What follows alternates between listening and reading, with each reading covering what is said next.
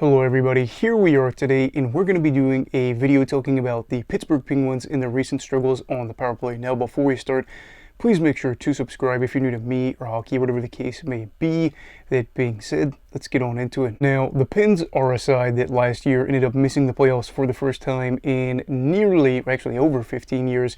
And they had a lot of fans kind of disappointed with the season because, again, you're looking at some people that are almost legally able to drive that have always seen the Penguins make the postseason. And here we are now saying what's going to happen. Well, going into the offseason, and in the offseason, they got Kyle Dubas, they got Erik Karlsson in a big trade with the San Jose Sharks. And a lot of people were starting to say this is a team that not only should be able to get back to the playoffs, maybe they can go and do something for the first time since like 2017. And this is where things are going to get interesting. Looking at this team right now, they are 11-10-3, and while they aren't in a terrible spot, they're currently not in a playoff position at the moment. And the power play is one of the many reasons you could probably talk about and say, well, this is why they are where they are. And again, the man advantage is probably the biggest reason. So just to kind of highlight how far of a drop-off we've had for the Penguins compared to last season as fans watching them, they were 14th in the NHL for power play percentage last year with a 21.7% success rate.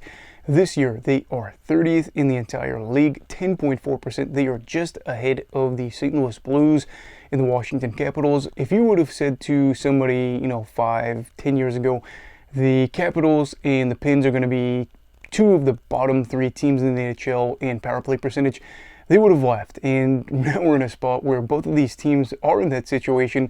And for the Pens, it's just one of those situations where it kind of is frustrating. And the reality is, it's not like they've been a juggernaut of a team on the man advantage this year where you could say, oh, well, we've just been a really good team, just haven't been able to catch our breaks here or there. They haven't scored a power play goal in 11 games. Their last power play goal came in a win over the Buffalo Sabres on November 11th, and that was a 4-0 win there against the Sabres. Since then, 0 for 29 on the man advantage. They have had some games where they look back at them and say, man, we really would have liked to be able to get that game back. The New York Rangers is probably the prime example of this. They played the Rangers and they end up losing 1-0. So you get shut out despite the fact that you get on the power play 5 times and you're not able to get even one goal. You get one goal, maybe you get lucky in overtime and you flip that game, end up getting 2 points there. They lost to the Flyers in back-to-back games, and I do think that they end up picking up 1 point in each of those games. However, at the same time, they weren't able to score a power play goal in either one of those. And you're just saying, wow, there are some games right in front of us where we would love to have those back. And the thing is, it's not like they've been terrible over this stretch. They've gone 4-4-3, but looking back again at some of these games saying, they could be better, and they could be a team that is in a playoff spot at the moment. Right now, they're sitting just outside, and I would say the biggest concern for me is the power play has been bad. They've not been able to average a lot of power play minutes. They were 20th in the NHL since December 14th, which is their last game, their start of the streak, I should say, where they're not able to score on the power play. They rank dead last in the entire NHL for shots for percentage. They are just a team that has struggled in a lot of regards. They have been outscored on the power play during that stretch. They have allowed 2 goals and obviously haven't been able to score any goals since then. I believe they're the only team with a negative goal differential over this span dating back all the way to their stretch, and it's a -2. So that is not something you want to see. Not averaging a lot of minutes, not being able to get shots in your favor, and seeing yourself give up some shorthanded goals.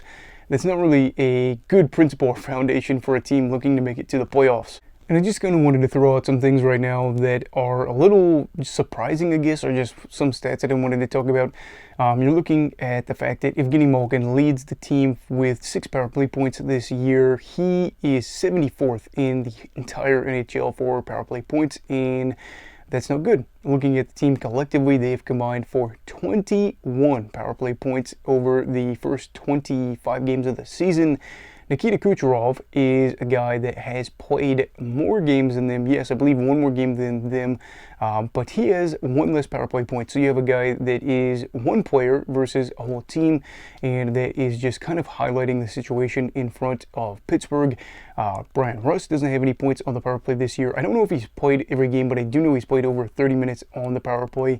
And in general, you look at some of these guys on this team and over the past 11 games and say, man, it's crazy to think that these players aren't being able to score on the power play. And I think that's really what this is all about.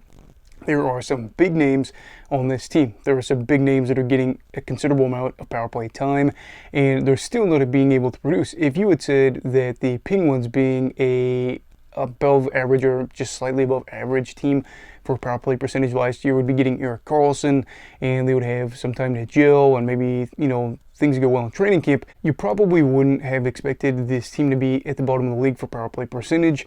It's just one of those situations, looking at the names, you're saying it has to click eventually. Now the question does become, will Mike Sullivan start to feel his chair heat up a little bit? We saw guys like Woodcroft and Evison have really good stints with their team in terms of regular season success, and with Woodcroft, he had postseason success. It didn't really matter, as the two teams ended up deciding to move on from those guys. And in this case with Sullivan, it's hard to imagine moving on from a coach that is a two-time Stanley Cup champion and has been able to guide your team to some really successful years and be able to help Gino, Letang, Malkin be able to get multiple championships, because before that they only had the one in 09. But at the same time, too, looking at this, you've seen good coaches get fired, and who's to say Sullivan wouldn't be a guy that ends up getting the can by the end of the season? I kind of would like to think that they would give him the whole season, considering what he's been able to do in Pittsburgh and his time with the team. Again, up until last year, they had made the playoffs every single season. They had won 2 Stanley Cup championships.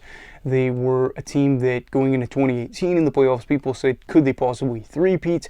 And it's hard to imagine a world where Sullivan gets fired, but in the NHL, it's hard to be able to stay, let alone in one job, but also to be in a job and be able to retire, just step away without having to face the repercussions of maybe a bad year for your team. And Pittsburgh's expectations are clearly high, considering since the early to mid 2000s they have been a team that expects playoff hockey. And I know I usually do good news, bad news on this type of stuff, but I'm just going to stick with the good news here. The good news is they are literally 2 points out of a playoff spot, as the Islanders are right there.